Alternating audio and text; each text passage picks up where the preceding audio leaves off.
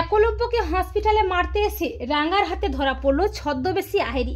হ্যাঁ বন্ধুরা, আমরা এমনটাই দেখতে পাবো রাঙামতি তীরন্দাজ ধারাবাহিকের আগামী পর্বগুলোতে। বৃন্দা ও আহেরি আলাদা আলাদাভাবে চক্রান্ত করে একলব্যকে মেরে ফেলার জন্য।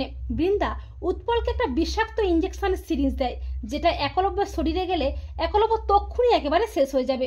আর আহেরিও বম সেট করে আনে একলব্যকে মেরে ফেলার জন্য। এরপর সবাই যখন সিঁদুর খেলায় ব্যস্ত থাকে, তখন আহেরির বোমটা ফেটে যাওয়ার আগেই ছদ্মবেশী উৎপল একলব্যের হাতের মধ্যে বিষাক্ত ইঞ্জেকশনটা দিয়ে দেয়। একলব্য তক্ষুনি ভীষণ অসুস্থ হয়ে পড়ে।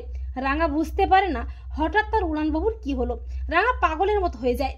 একলব্যকে তড়িঘড়ি করে হসপিটালে নিয়ে যাওয়া হয়। ডক্টর জানায় ওনার শরীরে বিষাক্ত পয়জনাস মেশানো হয়েছে কোনো সিরিঞ্জের মাধ্যমে। রাঙা বলে, কে উড়ানবাবুর এত বড় ক্ষতিটা করলো? তা আমাকে জানতেই হবে রে। রাঙা বলে, বড় বউ দিদি নাকি আহেরি দিদি?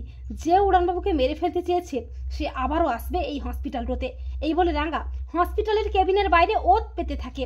এরপর একলব্যের কেবিনে যখন কেউ থাকে না, সেই সুযোগে আহেরি যায় ছুরি নিয়ে একলব্যকে শেষ করতে। আহেরি বলে, একলব্য তোমাকে যখন আমিই পাইনি তখন তোমাকে আর কেউ পাবে না, তোমাকে আমি শেষ করে ফেলবো। এই বলে যখনই আহেরি ছুরি দিয়ে একলব্যকে আঘাত করতে যাবে করে, ঠিক তখনই রাঙাও চলে আসে। রাঙা এসে আহেরিকে একটা ঠাঁটিয়ে চড় কষিয়ে বলে, তুই উড়ানবাবুকে মেরে ফেলতে এসেছিস? আমি জানতাম তুই আবার আসবি, তাই আমি তোকে হাতে নাতে ধরার লিগেই এই ফাঁতরো পেতেছিলাম রে। এরপর পুলিশ এসে আহেরিকে অ্যারেস্ট করে। তো বন্ধুরা, এমনটা যদি দেখানো হয় তোমাদের কেমন লাগবে কমেন্ট করে এক্ষুনি জানিয়ে দাও তোমাদের মতামতটি।